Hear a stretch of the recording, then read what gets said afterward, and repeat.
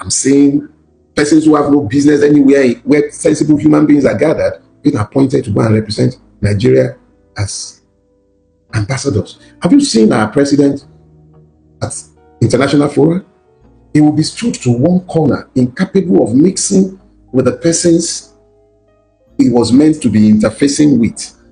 These persons are constantly in the front of the people, debasing themselves, and these are the persons that we are meant to be represented by. Femi Fani-Kayode, Remy Omokri, the drunk that was in Enugu.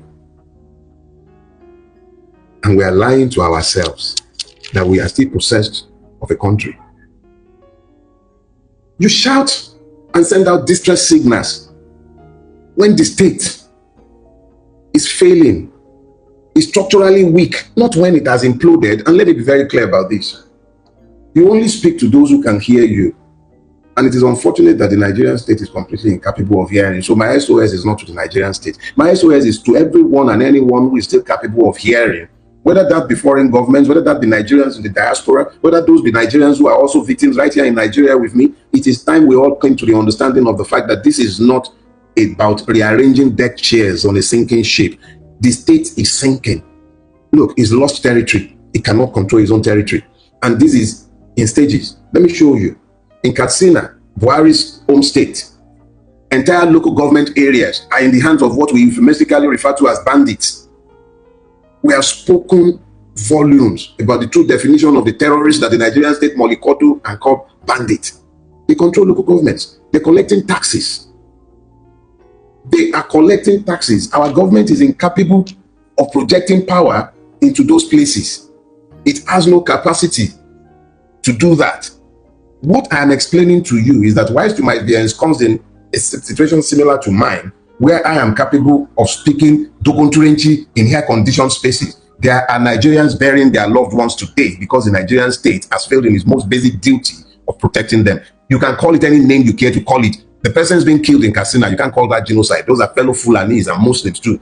But right now, today, as we're speaking, somebody else, another branch of the madness that has been licensed and tolerated by the Nigerian state, is murdering somebody because they are Christians and because they are non-Muslims, because they own their land that these other persons are coveting. They are killing those persons and taking over their land, and the Nigerian state is stood by. Complicit. Complicit. That is what I call it. Complicit. Entire communities, villages, despoiled and resettled, and the Nigerian state stands by. That is the one that is genocide. It exists side by side with the terrorism of the one that you call bandits. It exists side by side with the terrorism of the one that is the mineral bandits, those ones who will chase people off their land because some persons who have legal mining licenses require the services of bandits to access mineral rights that have been given in spite of the existing historical rights of the owners of the land. This is the reality. So even talking about save our soul, it is because the persons who should be saving the Nigerian have become complicit in the ruination of the Nigerian. Our government is complicit in the evil that has overtaken this land. So I am saying save our soul, and this is to anyone who still cares about humanity. Don't wait until you are seeing scenes from our cities of slaughter, because it is coming. That is the reality. All that is standing between us and wholesale slaughter is the illusion of a state that has already failed or is rapidly failing.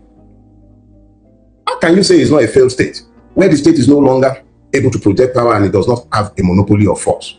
This is the same country where in the south, Tanteta is required to guard our waterways, a country that has a navy. What do you call that? What do you call that? You talk to me about private military contractors. This is the same country where Asari Dokubo openly tells all of us that he operates as a non-state actor under the license of the state to carry out missions that is not even accountable to law. The rules of engagement is unknown to anybody. The terms of engagement completely unknown to anybody. Opaque in the extreme. And that is why in the south you have unknown gunmen, unknown men, you have this one, you have that one, madness everywhere. And he'll tell you how many states he has operated in.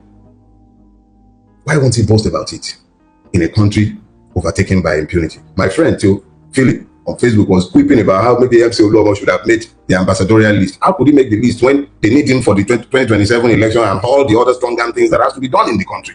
That is the extent of the country. It has lost its monopoly of force. Everywhere you turn in Nigeria, in the southwest is Agberu, in the southeast is largely partly Agberu, largely separatist agitation, non-state actors, sometimes licensed by the state. That's before you begin to factor in the harmful and terrorists. The same thing in the south-south. The south-south, you have the harmful and terrorists. Yesterday in Enugu, people were kidnapped. In Enugu, persons known to me were kidnapped. As I've been speaking with you online, I have had calls made to me from the phone number of a friend who's been kidnapped. That is the extent of the putrefaction of this state. You might have noticed my distraction a few minutes ago when I was starting this. It was because I was receiving calls from the number of a friend who had been kidnapped by Fulani terrorists in Ogun State. So let's be clear about something. This is not something that is happening to them. It's beginning to happen to us. It's coming home. It is coming home. You have to align this again with the erosion of legitimate authority. Look, ambassadorial list came out. And what did you see? Yahoo, Mahmoud, the one who declared election in the middle of the night and told all of you, go to court. They've named him an ambassador just a little over 2 years after he supervised a fraudulent election.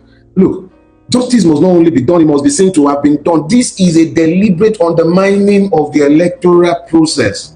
It should not be. It should not and could not be that we normalize evil such as this one, where persons who have occupied position of trust that they deliberately, wantonly breached to the knowledge and sight of everybody, and then they are rewarded politically, and it is okay.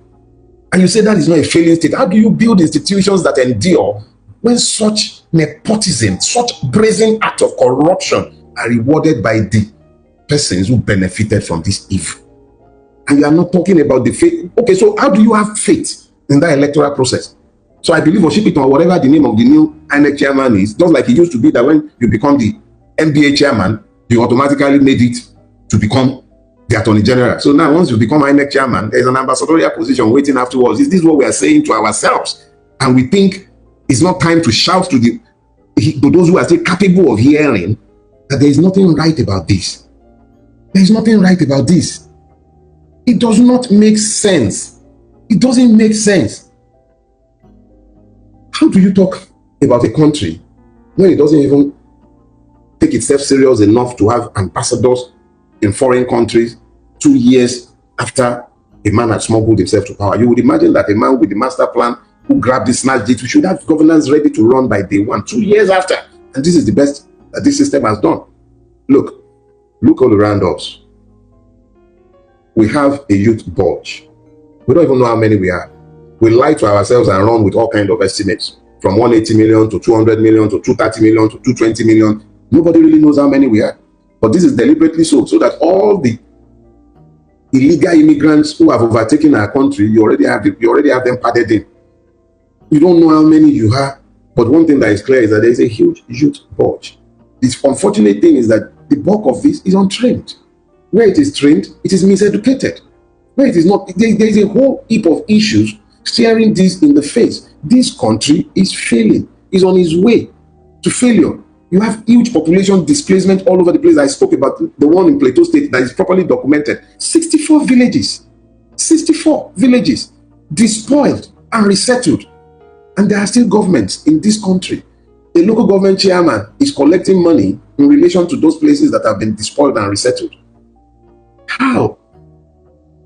You have groups of internally displaced persons camps. Nobody is looking at them, but you are busy resettling, rehabilitating terrorists, and the victims are left ignored.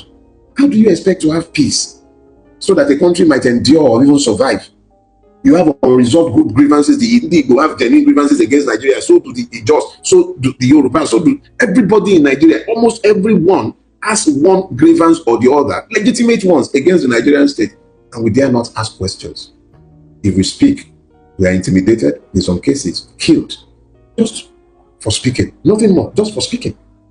Killed, imprisoned, victimized, just for speaking, not for anything more. Somebody was said to have incited terror, okay? Life imprisonment. Somebody was a field commander, 20 years in jail. Make it make sense. A man kills a terrorist who was trying to kill him on his own farm. You convict him for murder. Make it make sense. How is that? So, you see, we are getting to a point where we must understand that multiple red lines have been crossed by the Nigerian state. We have a situation today where Nigerians no longer emigrate. It was Shewan Nicola Poputi who first coined the word, and it's quite succinct. They are escaping now. Let me use myself to illustrate this point. I have never desired to see my children live outside Nigeria. Everything I do, initially was about making sure that this country is preserved for our children, so that they do not become indentured slaves in other men's land. So, whilst when it was convenient to have packed my bags and baggages and joined the diaspora, it never crossed my mind. I could never see myself living in the diaspora. And I spent eons convincing my children that they want nothing to do with a life in exile. But as the university system collapsed, like most other persons in my generation, we spent money, great sums, educating our children abroad. Sometimes some of us sold our substances, properties acquired over time, savings. We sent them abroad to go to school. And then there's a phenomenon that my generation is now having to deal with. Those young men and women that we spent our substances and our youth training abroad, they don't want to come to Nigeria. They are voting with their feet. They can see the ruination of Nigeria, and they have decided that they will help us in shouting, "Save your souls from the comfort of exile." Everything we rejected and repudiated is being thrown right back in our faces because we failed to build this country. My own son will tell me he doesn't want to come back to Nigeria. This is a boy I raised understanding that this is home. But can I complain? Have we built a country they can be proud of? You want them to come home for dirty December? They will come. They will come home for dirty December, always waiting for the first opportunity to japa. Some of them wouldn't even come to Lekki or VI. They would rather stay in Ikeja so that they are close to the airport in case everything goes belly up. That is the country we have built, and you don't reckon we should be shouting, "Save our souls." Let me be very clear so that you get it and get it quickly. When you have this much human flight and brain drain, it is contextual evidence of the failure of the state. They've recognized, see, this one that I'm telling you with open trenching that the ship is sinking. Those kids, they understood it early. They can see it, that this country is not, I wrote a piece some years ago after a visit to the UK. It struck me in the face. I said, Nigeria is not a jungle. I wrote the first one, I wrote the second one. Nigeria is not a jungle 1, Nigeria is not a jungle 2. That was when I realized that if it was a jungle, it would have some order. They can see the disorder, the chaos with which we live, the organized chaos, the madness that we have acculturated. These kids can see it because they didn't grow up with the madness. They couldn't have any excuses for it. We ensconce them. Now they come around. They call it holiday. It's almost like going on holiday in a war zone, like a safari. That is what Nigeria has become to the diaspora. They come around, barely tolerate us for 2-3 weeks, and then they japa. Do you know the meaning of japa? That is when you are running with your hand, eating your handpit. That means you are flapping your handpit as you're running. You're running with alarm. That is how they are living Nigeria, running with alarm, because they see no hope. And this is why our case has gone beyond the let's warn ourselves. We should be shouting, "Save our souls." But of course, you probably not hear me. You're too busy dancing your Azonto. Burna Boy is this, Davido is that, this one Yash is like that, that one do Yash, that one do BF. Don't worry, a generation will come. It might very well be that this is all they would have to navigate their way back to sanity, because we've come to a point where multiple red lines have been crossed. And when these lines have been crossed, it's almost impossible to save this country without a systemic reset. Without a systemic reset, there's very little that can be done. We have a country where everything about the economic indicators suggests that the state itself is the one that has weaponized poverty against the people. It's always been the case, but it has accelerated in the last 10 plus years, in the years of the APC. The state has made impoverishment a policy. 46% of Nigerians live below the poverty line. And this was accelerated in the last 10 years. A person against whom you have weaponized ignorance is already doomed to poverty. That is the reality of the Nigerian, and has been his reality for a long time. It didn't start with the APC years. It started in the years of the military, particularly in the Babangida years. But it has accelerated dramatically and dangerously in the last 10 years. You have a situation where the state has rolled out policies deliberately designed to sustain the poverty of the people. I'll show you. These are very demonstrable things. When you begin to hear of, subsidy is gone, what is the tangible benefit of that policy to the Nigerian?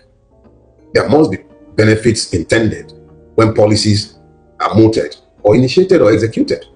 Dele Farotimi is on record as making light of the fraudulence of the Nigerian politicians when they opposed Goodluck Jonathan's attempt at removing fuel subsidy in 2011. He was very, very eloquent in making fun, and they were laughing all over it and about it. But the question is this: at what cost? to the Nigerian people. Now you've removed this subsidy. What has been the benefit to the Nigerian people? Food inflation went through the roof. Nothing has happened in terms of infrastructure development. All that has happened is that governors have more money to steal as to the presidency. So what has been the benefit? You have gone ahead to weaponize everybody, and to weaponize poverty against everybody. There is a growth today of a hidden and illicit economy. I'll show you. Because of the terrorism in the mineral sector, you have persons who have made billions from gold and diamond and other mineral resources that have been illegally extracted and exported. These persons have money. They have armed bandits to ensure their continuing access to these riches. The state is being compromised in most times, in most cases, by persons who are within the government itself. To whom do we report the evil when the evil is the one in government? How do you report the evil to the evil? Matawale is your Minister of Defense. The amount of allegations against that man alone, pointing at him as a terrorist sponsor, is scary. It is scary. You see complicity everywhere you turn. It is scary. And then you ask yourself, to who do you expect?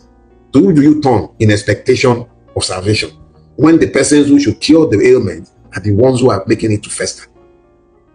How? What are you supposed to do? Everywhere you turn, there's economic decline. Everywhere. Everywhere.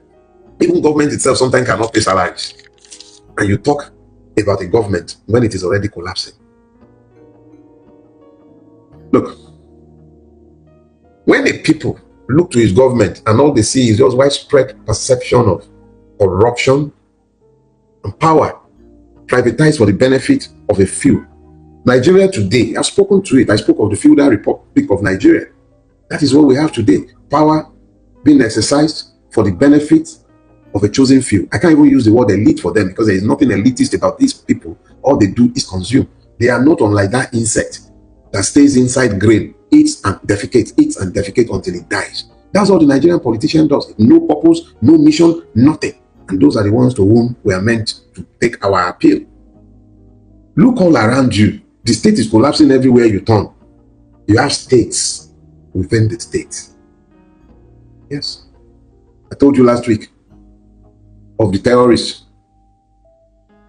The one, Jankari, the one that killed Aminu Dai and was wearing his uniform.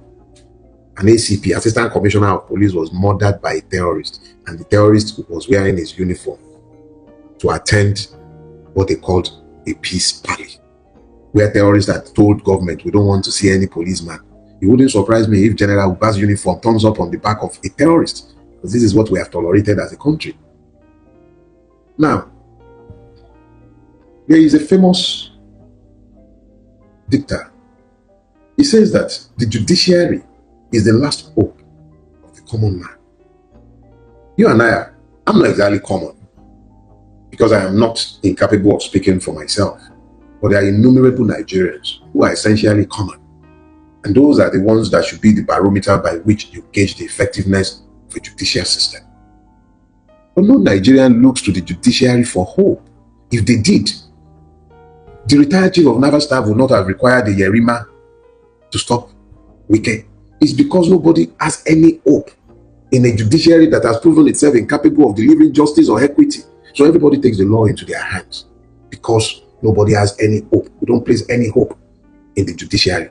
But what we fail to understand is that there is an adjunct to this. It is merely symptomatic of the people's resolve and understanding of the fact that the law does not rule.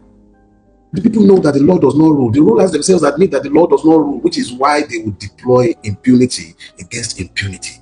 This accelerates the collapse of this state. All he's saying to all of us, and I'm saying it to us now, save our souls, because the truth is, we cannot rely on the traditional institutes of state. All the traditional institutions of state have been compromised. There's no justice to be found in the judiciary. I was a practicing lawyer. I can tell you as a fact that there's no justice in our system. I wrote a book on it, and every day they prove me right. Even in dealing with me, they prove me right. You cannot find justice in the Nigerian court. There are exceptions, undoubtedly. There are still good men and women within that system. But as a general rule, The reality is that you don't go to a Nigerian court, hopefully, because they are hopeless. That is the general situation. It is hopeless. It is hopeless. You know, there are two things saving Nigeria from complete collapse. So, the elite is not factionalized. And we don't have direct foreign as a state intervention in Nigeria. What do I mean? If the Nigerian elite were to be factionalized, one set of the elite would seek to use the Nigerian people against the other, and you would have had meaningful opposition. But remember my first book, I was deliberate in titling it. I said, do not die in their wars. That was because I could see very clearly that these people had no ideological issues. All they had were issues with power sharing and how to share the loot of war. And over time, you can see that their wars are actually done. What has happened is that a faction of that fractionalized, separatic, evil class has won. The other is not interested, it's not ideological, it's about power sharing. So they'll find accommodation for each other. It wouldn't surprise me if you ask me, my friend Ekewaulu has this theory that it was always a triumvirate, that it was going to be Buhari first, Tinubu next, and then Atiku, that is how they've arranged it. It wouldn't surprise me. So they don't quarrel about substance. Their quarrel is always about who holds the loot and how the loot is shared. There were substantial disagreements between Tinubu and Buhari when Buhari got into power. He was excluded. But that was because it's my time. Yes, now. So the other one too could say it was his time. So the elite, quote and unquote, because there's nothing elite about them, they have already gone beyond any ideological fights. They don't have. That's why you see the one that is a pastor, the daughter or son who married the Alaji. It's an incestuous, highly incestuous elite. It functions on this syncretic capacity to just become as one and do whatever is required for the survivor of their class.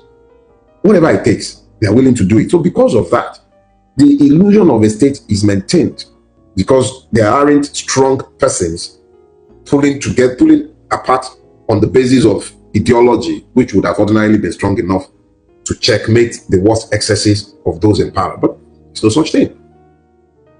Nigeria is either a failing state or a fragile state.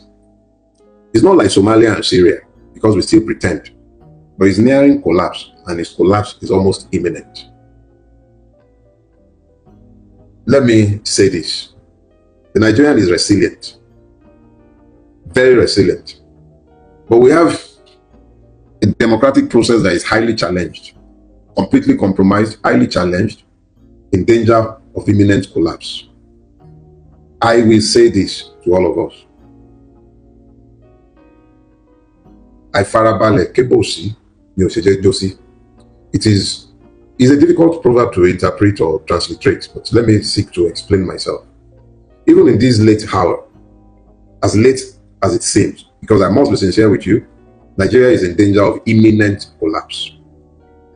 As much as I might be pessimistic about the long-term survival of this country, I am concerned about the human lives, the multitude of lives that are trapped in this space.